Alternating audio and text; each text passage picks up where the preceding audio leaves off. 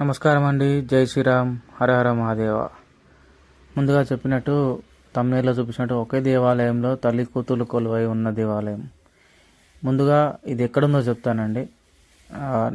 హబ్సిగూడ చౌరస్తా నుంచి టువర్డ్స్ మల్లాపూర్ వెళ్ళే రూట్లో కొంచెం ముందుగా వస్తుంటే మీకు ఈఎస్ఐ హాస్పిటల్ కనబడుతుంది. ఈఎస్ఐ హాస్పిటల్ దాటిన తర్వాత మెయిన్ రోడ్ మీదనే అమ్మవారి టెంపుల్ ఉంటుందండి. ఈ అమ్మవారి టెంపుల్ గురించి చెప్పాలంటే ఇది చాలా పాతది, చాలా పురాతనమైన టెంపుల్. కొన్ని సంవత్సరాల కిందిది, ఇన్ని సంవత్సరాలు నేను చెప్పలేను కానీ చాలా సంవత్సరాల కిందిది. ఇదేంటంటే లైక్ వాళ్ళు ముందు చిన్న గుడి ఉండేది, దాతలు వచ్చి మేము కట్టిస్తాము అనగా వాళ్ళు ఇంత పెద్దగా కట్టించారు ఇది. సో ఇందులో వచ్చేసి నేను చెప్పినట్టు ఇద్దరు తల్లి కూతుర్లు ఉన్నారు. అది నేను చూపిస్తాను. ఈ టెంపుల్కి మెయిన్ విశేషంగా ఏంటంటే లైక్ రాగి చెట్టు, ఇంకా మర్రి చెట్టు మరియు వేప చెట్టు, 3 చెట్ల కింద అమ్మవారికి వెలిసిందండి. చాలా విశాలంగా ఒక పల్లెటూరు వాతావరణంలో మనకు కనబడుతుంది. ఇది అమ్మవారు బ్యాక్ సైడ్ వాళ్ళు టైల్స్ రూపంగా అమ్మవారిని ఇలా స్టిక్ చేసి పెట్టారు. మనకు ఎదురుగా కనబడేది వేప చెట్టు మరియు రాయి చెట్టు కూడా ఉంది. రాయి చెట్టు ఆరోగ్యానికి సంకేతం అని అంటారు. వేప చెట్టు మనకి బ్యాక్టీరియా జబ్బులు రానియకుండా చూస్తుంది. అమ్మవారిని కొలిసినచో మనకి చాలా ఆరోగ్యంగా ఉంటాము కాబట్టి వేప చెట్టు కింద అమ్మవారికి ఉంది. ఒకప్పుడు చాలా చిన్నగా ఉండేది, ఇప్పుడు చాలా పెద్దగా చేశారు. సో అమ్మవారికి ఇది కొబ్బరికాయలు కొట్టే స్థలం ఇది. ఇక్కడ నుంచి మెయిన్ ఎంట్రన్స్ ఉంటుందండి.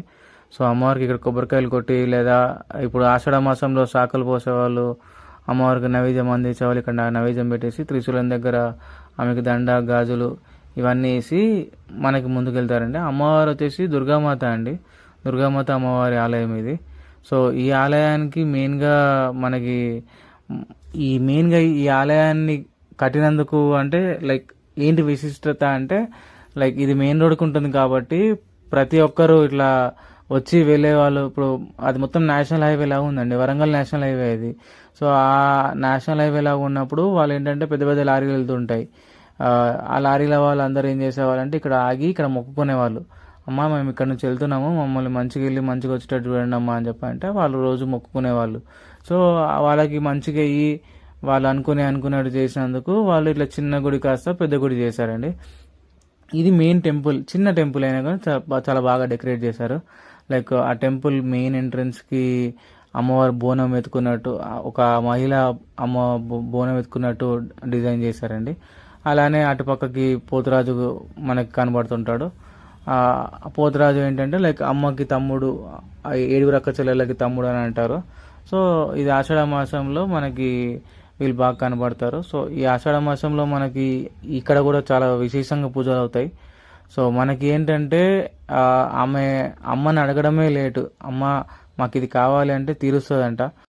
సో అందరూ కూడా ఈ టెంపుల్, మీరు ఆ రూట్లో వెళ్తే మీరు ఆ టెంపుల్ చూడాలని ఆశిస్తూ అమ్మవారిని చూపిస్తాను చూడండి. ఇప్పుడు మనకి ఇక్కడ కనబడుతున్నది కదా జూమ్లో.